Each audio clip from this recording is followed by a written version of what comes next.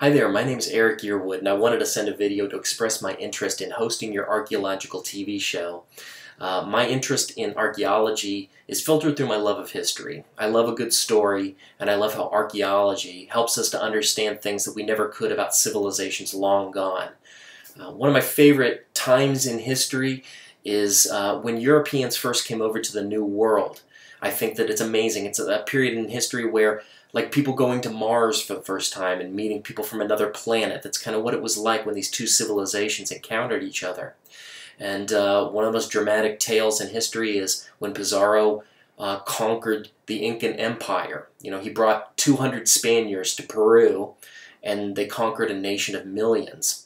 And archaeology has taught us a lot about how that happened and why it happened and what happened after the most dramatic events occurred, and give us a picture of what happened outside the pages of Pizarro's journal. You know, that's kind of the only preserved documentation of that event.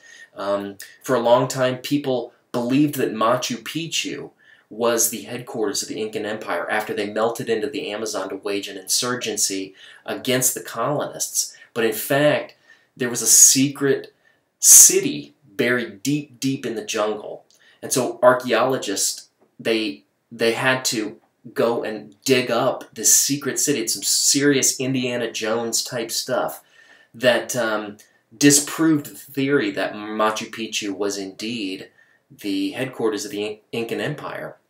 So things like that are ancient mysteries. That's fascinating to me. I love shows like History's Mysteries and these sort of shows where, you know, by carbon dating something, you can understand, get a better picture of how civilizations formed. I'd love to go to Africa.